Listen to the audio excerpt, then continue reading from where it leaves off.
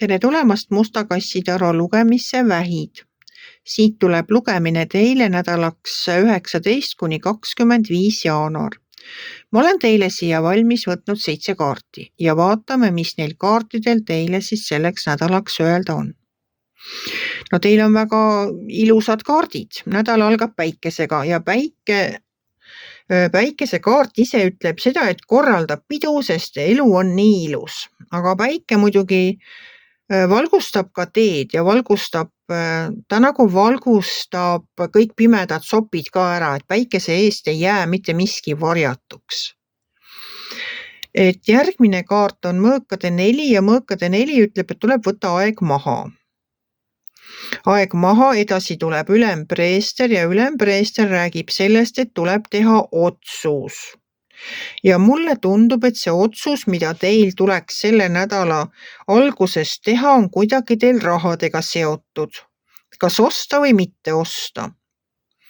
Sest see viimane selle ülemise rea kaart on meil müntide 4 ja münti 4 minu jaoks on kitsimehe kaart. Minu jaoks on see kaart selline, et inimesel on raha, ta istub selle otsas, ta ei taha seda kulutada. Ta ei tea, kas see nagu kulutamine on hea või pole hea ja sellepärast on ka see ülempreester siin, kes ütleb, et tuleb kaaluda. No teil tuleb teha otsus, võtta aeg maha, päike näitab teile kõik need varjatud pooled ka ära ja seda, et kõik lepingud tuleb hoolega läbi lugeda, ütleb ka see kuukaart siin all. Kuukaart ütleb seda, et ära usalda kõike ja kõiki, vaid kontrolli, kui miski on liiga hea, et olla tõsi, siis võibki olla nii, et ta ei ole see nii hea midagi ja tuleks kontrollida.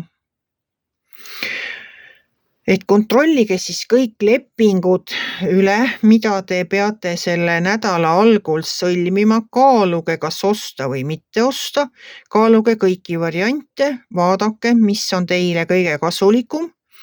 Ja siin alumise rea kaardid räägivad sellest, siin on 2 kaarti karikaid, karikate 10, selle kaart ütleb nii, et armastus on kõik, mida teie elus vajate ja mõni inimene, kellega seda jagada. Ja karikate äss on minu jaoks selline kaart, mis näitab seda, et teie külluse karikas ajab üle. Et kui teil on seda küllust, mida jagada, siis võib-olla tasuks osta, mida te olete plaaninud osta, sest mulle tundub, et see on nagu mingi selline äkki perekonnaga seotud või armsamaga seotud otsus, mis teil tuleb teha, kas talle seda osta või talle seda raha anda. Et igal juhul tuleb olla ettevaatlik, lepingud läbi lugeda, kuid ma ei näe siin seda kavala müügimehe kaarti siin ei ole. Et keegi nagu teid siin petta küll ei plaani, et ma ei näe sellist pettuse kaarti. Ma näen pigem seda, et päike valgustab teile seda olukorda, ehk päike valgustab ja näitab teile ka need knifid ära, näitab need pimedad nurgad ära, kui need peaksid ette tulema ja kuukaart hoiatab selle eest, et tuleb lepingud korralikult läbi lugeda.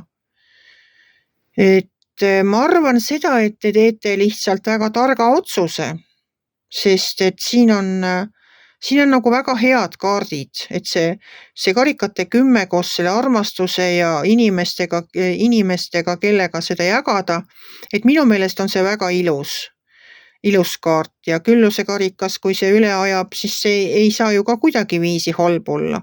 Päike iseenesest on väga positiivne kaart.